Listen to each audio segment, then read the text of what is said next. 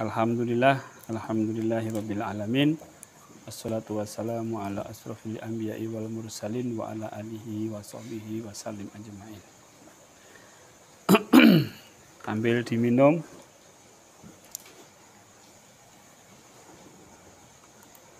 Alhamdulillah.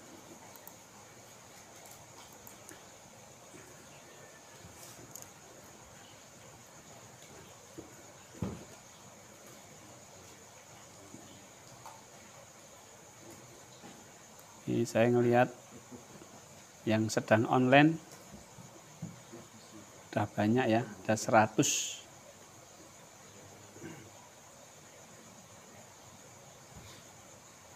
Baik, selamat bergabung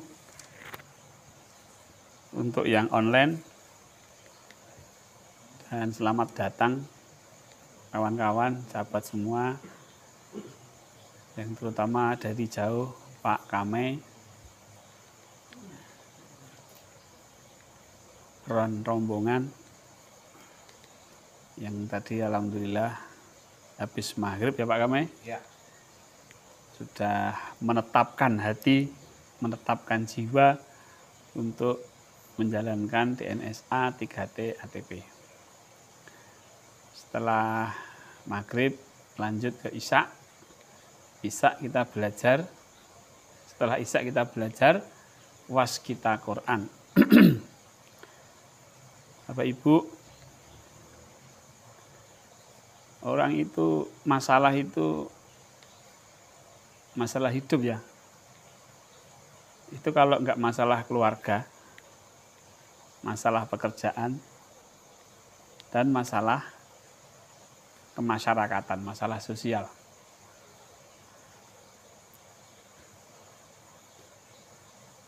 Nyalon DPRD gagal, stres. Berarti masalah sosial. Nyalon lurah, nggak ada yang milih, atau kalah, itu masalah sosial. Anak, istri, atau suami, itu masalah keluarga. Pekerjaan, dikejar-kejar apa? Target. Ya. Tapi tenang Bapak Ibu. Allah itu memberikan problem itu sesuai dengan kemampuan kita. Cobalah diamati. Kalau ini sedang ada masalah keluarga, pasti pekerjaan itu pasti kurang. Nanti pekerjaan selesai, nah baru masalah keluarga datang. Ya. Pokoknya 3 itulah. Nah, Allah itu sudah membekali kita itu dengan ini, dengan Al-Quran.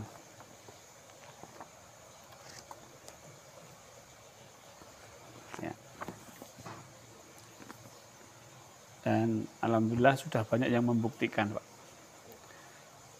Ternyata kalau dipahami sampai pada level perintah, kok pas ya?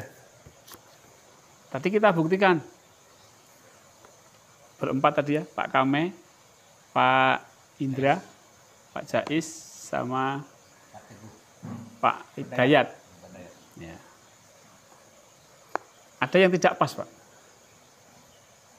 Insya Allah pas. Pas semua. Iya. Ini kalau Qurannya ada 7 gitu, langsung ber-7 gitu, Pak. Buktikan, ayo. Nah, alhamdulillah. Ini bukan karena di sini, Pak. Nanti Bapak pulang dari Padepokan, kemudian mohon petunjuk Allah melalui Al-Quran, dibuka. Nah, itu pasti ada petunjuk-petunjuk. Masalah anak, misalnya tadi ya disampaikan. Ya. Masalah anak itu bukan masalah yang ringan atau bukan masalah yang sekarang selesai. Ya anak itu sampai seterusnya kan Pak. Ya. Nah, berarti dibuka terus Pak tiap hari. Apa ini untuk anak, untuk apa namanya? Saya harus bagaimana dengan anak saya pada hari ini, buka lagi. Bagaimana saya berlaku terhadap anak saya hari ini, buka lagi, besok lagi, buka lagi gitu kali, besok lagi, berikut lagi. Ya. Itu nanti tuntunan-tuntunan Allah itu akan ada di situ. Nah, ini masalah anak. Sehingga Quran ini ya menyelesaikan, bukan Qurannya yang menyelesaikan, tapi Allah memberikan petunjuk melalui Al-Quran ini. Ya. Nah, kalau kita masih merasa bahwa Quran ini sulit untuk dicari petunjuknya, kok nggak sesuai dengan permasalahan saya, seperti yang minggu lalu saya sampaikan, kita ini harus seperti detektif, harus mencari perintahnya apa. Ya, perintahnya apa. Maka konsepnya harus benar. Ini akan saya ulang-ulang setiap insya Allah sampai ininya selesai ya. Akan saya ulang-ulang tentang waskita Quran. Sebab ini yang betul-betul memberikan solusi hidup kita. Allah memberikan solusi yang nyata melalui Al-Quran. Sebenarnya Allah itu memberikan solusi juga tanda-tandanya itu yang ada di alam semesta ini. Tapi kadang-kadang kita ini kurang tanggap. Nah, tapi kalau Al-Quran itu jelas petunjuknya. Ya, petunjuknya jelas. Ya.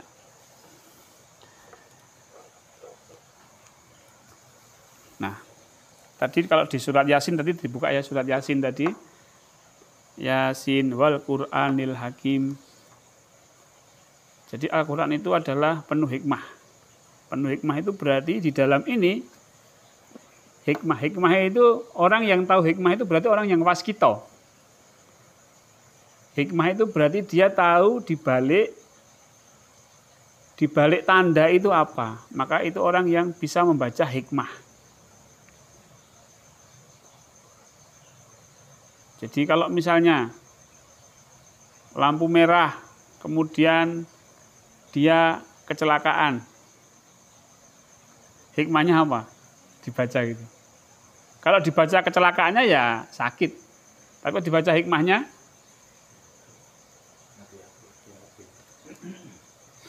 tidak sekedar hati-hati, karena sudah ada lampu merah masih di. Nah, kenapa kok bisa diterjang gitu? Mungkin ngalamun. Jadi enggak konsen misalnya. Maka pelajarannya hikmahnya, oh saya harus konsen. Jadi ada pelajaran, ada petunjuk-petunjuk hidup. Ini yang Bapak Ibu harus selalu kita ulang-ulang. Kalau buka Al-Quran hanya sekali dua kali, petunjuk Allah itu ya masih awal-awal gitu loh. Masih awal-awal. Padahal maksudnya Allah itu yang namanya problem itu kan kompleks toh ya. Masalah istri ya kompleks. Masalah pekerjaan ya kompleks. Karena masalah pekerjaan yang menyangkut keluarga, menyangkut sosial, masalah keluarga yang menyangkut pekerjaan gitu loh. Nah, kita buka hari ini pelajarannya kayak pelajaran pendahuluan gitu loh. Mungkin pendahuluan itu bisa 1 minggu, bisa 2 minggu. Tergantung kita tuh paham-paham enggak gitu loh. Saya beberapa kali buka Al-Quran itu isinya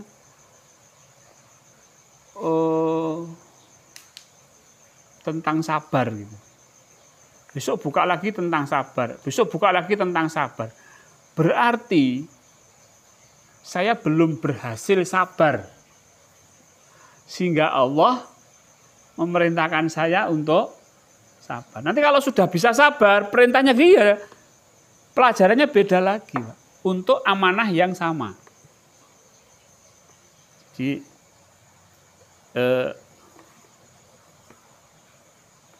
ya kalau bisa amanah itu yang sama setiap hari. Kecuali kalau sudah selesai ya Pak. Misalnya pekerjaan misalnya. Ya kalau sudah nggak menjabat kan ya sudah. Tapi kalau masih menjabat, tiap hari buka terus, tiap hari buka terus, tiap hari buka terus. Ini saya harus bagaimana hari ini? Saya harus bagaimana hari ini? Saya harus bagaimana hari ini? Saya harus bagaimana hari ini? Terkait dengan amanah yang sedang saya emban. Nanti pelajaran Allah itu pendahuluan, isi, baru penutup. Kok sudah penutup ya? Berarti ini hampir selesai. Gitu. Bahkan Allah kadang-kadang mengulang-ulang. Ketika saya takut dengan pekerjaan saya nggak selesai misalnya, itu berkali-kali buka itu ya isinya tentang apakah kamu tidak ingat ketika aku memberikan pertolongan gaibku dengan menurunkan malaikat. Gitu, Pak. Oh, berarti saya disuruh Allah untuk mengingat-ingat pertolongan-pertolongan Allah yang sudah saya dapatkan waktu itu. Buka lagi karena belum yakin, besok lagi buka lagi sama. Tapi dengan ayat dan surat yang berbeda. Buka lagi, ada lagi pertolongan Allah itu sangat dekat. Buka lagi, jadi pertolongan agar apa? Agar saya itu yakin dengan pertolongan Allah dan tidak khawatir lagi. Nah ini. Jadi cobalah. Namanya belajar itu apa, Pak? Kudu sabar ya, Pak ya. Opo mesti nomor ngene-ngene tok ae. Lha sinau nek kowe ngisa ya dibolan-baleni terus. Belajar Iqra misalnya. Lah Iqra jilid loro ora lulus-lulus. Mosok mundak ning Iqra jilid 3. Jilid 3. Berarti kita harus mengulang jilid 2, diulang jilid 2. Ya sebenarnya belajar gini. Cuma kalau begini Allah ngajari langsung dalam kehidupan kita. Mungkin pertanyaannya kok iso ya? Loh, bisa. Di sini kadang surat itu diawali dengan suatu hal yang gaib, yang kamu tidak tahu. Apa? Alif lam mim. Coba artinya apa? Rasa dipikir itu nggak ada artinya. Artinya Allah saja yang alif lam mim. Biasanya kalau sudah alif lam mim itu dia akan menceritakan tentang Al-Qur'an. Dalikal kitabul la raiba fihi hudalil muttaqin. Setelah alif lam mim, wis to, kamu percaya karo Allah. Kitab ini dalikal kitabul la raiba fihi, tidak ada keraguan. Ya. Terus Yasin, wal Qur'anil Hakim. Ini penuh hikmah. Rasa mbok pikir, wis pasti akan memberikan kamu petunjuk. Akan mendapatkan petunjuk dari Allah. Jadi digoleki kok iso ya? Ya iso. Makanya orang yang bisa mendapat petunjuk ini adalah orang-orang yang percaya kepada yang gaib. Hudalil muttaqin alladzina yu'minuna bil ghaibi wa yuqimuna sholata. Yasin. Wal Qur'anil Hakim innaka laminal mursalin. Tadi sudah kita bahas ya. Keluarnya ini. Ini aneh ya. Saat itu kadang-kadang kalau pas ngajari orang waskita Quran, dibuka itu isinya tentang ini loh petunjuk Quran, ini loh petunjuk Quran gitu. Ini sama tadi keluarnya Yasin. Sungguh engkau Muhammad adalah salah seorang dari rasul-rasul. Rasul-rasul yang membawa kitab ini yang diturunkan kepada Rasulullah Muhammad yang berada di atas jalan yang lurus. Nah. Jadi ini basicnya tuh yang lurus itu, Pak. Makanya minggu kemarin sudah kita bahas kan, Pak ya. Al-Quran yang 6.600 itu intinya ada di Al-Fatihah. Al-Fatihah itu intinya ada di Ihdinas Siratal Mustaqim. Nah,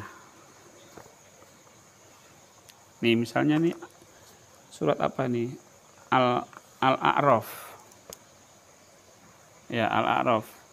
Alif lam mim shad, ya dah. Kitabun unzila ilaika dan seterusnya. Alif lam mim shad, inilah kitab. Setelah huruf-huruf itu mesti setelah alif lam mim atau yasin itu pasti menceritakan tentang kegoiban daripada Al-Qur'an. Jadi kalau kita sudah menggunakan ini, Pak, ya ininya agak diletakkan sedikit, Pak. Logikanya itu agak ditaruh.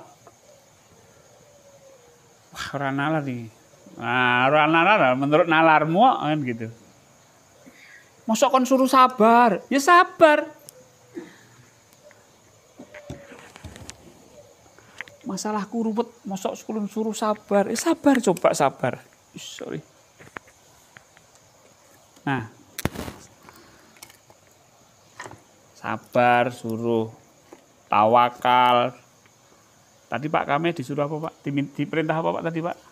Diperintahkan itu sayang. Hah? Sayang. Sayang. Dan sabar. Dan sabar. Loh, ngadepi anak itu untuk sayang dan sabar itu berat Pak? Berat. Pak kami? Berat. Berat. Tapi Allah kamu sabar. Sabar dan sayang kamu. Sabar. Dan apa tadi? Takwa. Takwa. Nah. Saya bilang Pak Kame. Pak Kame, kira-kira kalau marahi anak itu takwa apa tidak? Enggak. Wah. Berarti jangan marah Pak Kame. Betul kan? Nah itu Bapak. Jadi Quran itu satu ayat gitu dikaitkan dengan amanah kita kalau dikupas. Wah.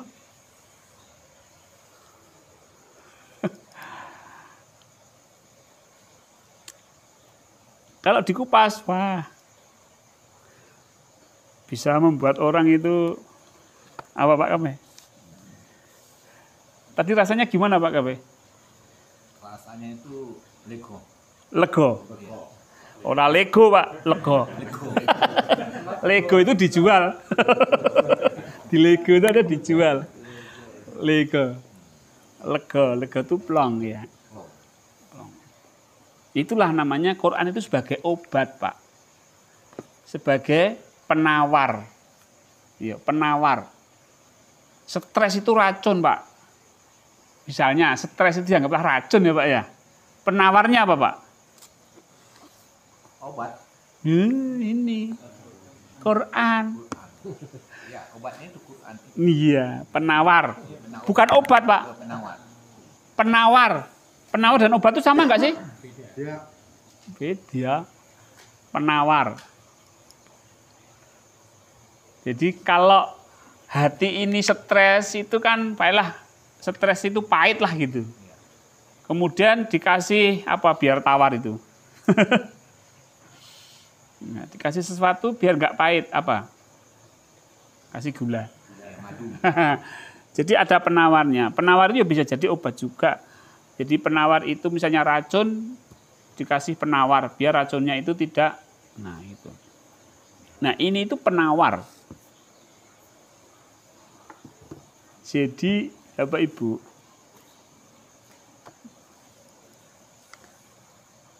Quran itu kalau dibaca-baca ya nggak ada manfaatnya. Maksudnya sebagai penawar. Karena masalahnya itu kan masalah keluarga. Kok baca-baca Quran gini kan nggak ketemu solusinya di mana. Betul nggak? Tapi kalau untuk merdu-merduan, indah-indahan, seneng-senengan, wah suaranya bagus ya, suaranya merdu ya, menyejukkan, nah itu bisa. Tapi kan masalah hidup kan tidak bisa diselesaikan dengan merdu-merduan, Pak. Ya, ketika kita stres mendengarkan suara Quran yang merdu indah itu ya enak ya, Pak ya. Pas saat mendengarkan. Tapi kan masalah nggak selesai, Pak. Masalah selesai nggak kalau kita hanya mendengar merdunya Quran gitu, Pak? Nah, misalnya punya utang.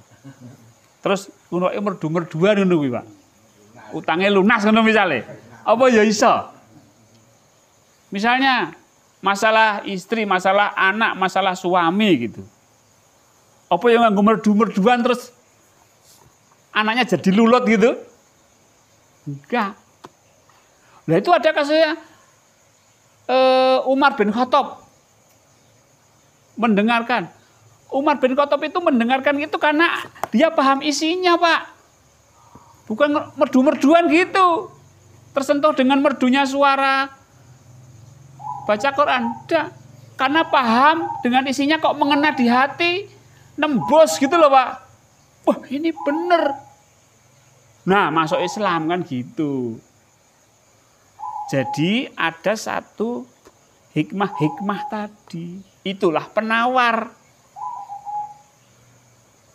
Makanya saya juga kurang percaya yang namanya orang stres dibaca-bacain begini terus sembuh, itu saya nggak percaya, Pak. Apalagi dengan dianggapnya dia stres itu karena masalah hidup. Kok dianggapnya ada kemasukan jin, kemasukan makhluk lain, terus dibaca-bacain sampai sekian. Itu saya nggak percaya. Kecuali kamu stres. Oke, stres. Kita cari petunjuk Allah di dalam Al-Quran. Biar stresmu tawar. Buka, tek. Oh, kamu gini nih, Allah ini merintahkan kamu gini, isinya gini, kamu betul nggak? Udah sekarang kamu lakukan, stresmu akan hilang. Nah itu percaya saya. Petunjuk itu di situ. Namanya obat itu ya di situ. Quran sebagai obat itu ya di situ.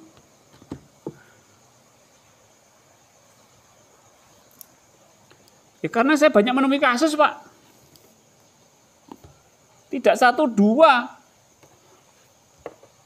Ini Pak sudah diruqyah. Nah, kok pulang-pulang dari ruqyah malah merasa jinnya malah mengikuti, padahal sebelumnya nggak ada pemikiran tentang jin, Pak. Tapi setelah diruqyah katanya ada jinnya, akhirnya dia merasa jinnya mengikuti dia terus. Waduh, amat tambah parah. Gitu, Pak. Yang awalnya hanya stres bisa lebih ringan, ini malah sekarang ketambahan pemikiran-pemikiran tentang jin yang ikut dia. Ya namanya orang stres itu kan mudah dipengaruhi, Pak. Mudah disugesti. Makanya dukun itu laris. Kenapa? Wah, iki ana keluargamu sing ora trima iki. Terus gawe-gawe ngirim jeneng kowe iki. Lah karena lagi sedang stres ya percaya toh, Pak. Oh iya, Pak, betul, Pak, itu memang sukanya gitu, Pak. Dia orangnya jahat memang, Pak. Sukanya dia main dukun. Nah, gitu kan? Wah, tambah masalah itu. Ya udah buka wadi, Pak, itu, Pak. Wong ora ono wadi yang dibuka. Iya toh? Itu namanya fitnah. Gitu loh, Pak. Jadi ya Allah, saya itu ya mengatakan gini itu ya nanti banyak yang sakit hati, ya toh, Pak. Yang buka-buka praktek ruqyah itu kan kalau mendengarkan saya sakit hati, Pak. Kurang ajar ya. Jenenge sapa to kae? Ah mbok didelok channel sapa ngono ya, Pak ya. Ya tapi saya mengatakan apa adanya, Pak. Wis ben aku diketing dukun ya ora apa-apa.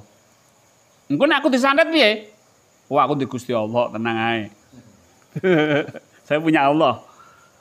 Bukan sombong ya. Ya meneh kalau ini memang kebenaran yang harus saya sampaikan, Pak. Ya. Alhamdulillah kita itu diberi Allah itu Al-Qur'an, Pak. Jadi masalah gaib itu di sini juga ada, Pak, penawarnya, Pak. Al-Falak sama Anas. Saya itu dibuka sama Allah itu Ini loh, kalau kamu kenapa kalau sebenarnya makhluk halus itu, jin itu sebenarnya bagaimana, itu dibuka di situ, Pak. Di situ disebutkan, ini pemahaman saya. Jadi orang yang kerasukan jin itu nggak ada. Cuma kalau, ya gini jadinya, jadi ada perbedaan pemahaman. Jadi gini, saya akan membahas secara psikologinya, Pak. Manusia itu ada bawah sadar, Pak. Alam bawah sadar. Nah, manusia itu ada alam bawah sadar. Nah, ketika manusia itu tidak sadar Allah, berarti perilakunya itu akan banyak dipengaruhi oleh bawah sadar. Dalam kajian psikologi, perilaku manusia itu 82% itu dipengaruhi oleh bawah sadar, 18% itu dipengaruhi sadar. Jadi kita itu banyak dipengaruhi ketidaksadaran, Pak. Ya. Banyak dipengaruhi tidak kesadaran. Jadi kita ditanya, kenapa kok kamu seneng, kok kamu waktu itu mau nikah dengan istrimu? Karena cinta. Gitu. Apa yang membuat kamu cinta? Ya bingung, Pak. Apa ya? Ya toh? Kenapa kamu mau menikah dengan dia? Karena cinta. Loh, kenapa kok kamu cinta? Apa ya? Ayu ya ora. Loh gitu lah, Pak. Sugih ya ora, pinter ya ora. Kok cinta ya? Karena itu dipengaruhi oleh bawah sadar. Wah, mantep ini. Loh, mantep itu bawah sadar loh, Pak. Digolek alasannya ya angel loh, Pak. Nah, orang yang tidak sadar Allah itu perilakunya banyak dipengaruhi oleh bawah sadar. Bawah sadar itulah tempat-tempat bisikan-bisikan. Gitu Pak? Bisikan-bisikan. Alladzi yuwaswisu fi sudurinas. Sudur itu sadar, sadar. Alladzi yuwaswisu fi sudurinas, yang membisikkan kesadaran manusia. Jadi sadarnya itu di bisik-bisik ini loh, Pak.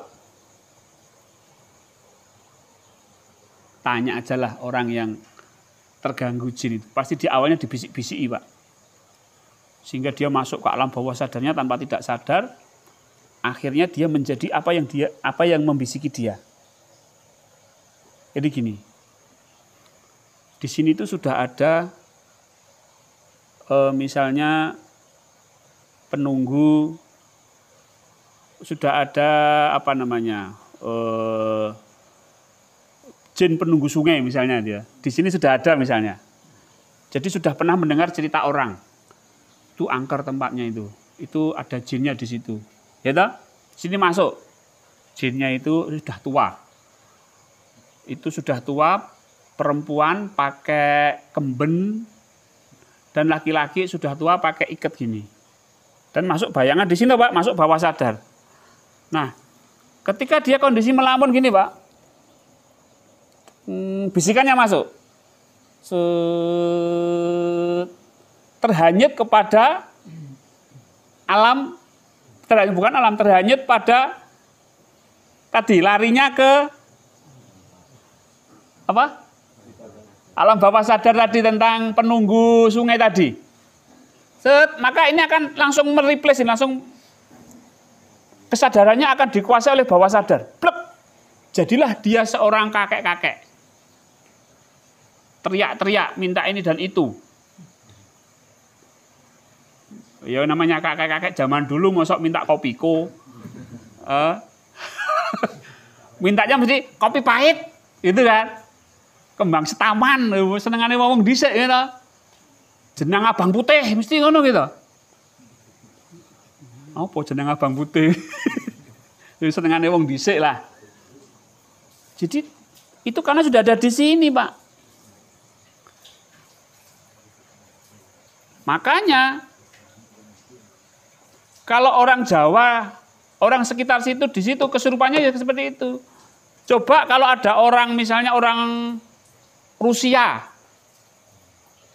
Coba dia berada di situ, tidak diberitahu sebelumnya kalau di situ ada jin yang berupa kakek-kakek nenek-nenek.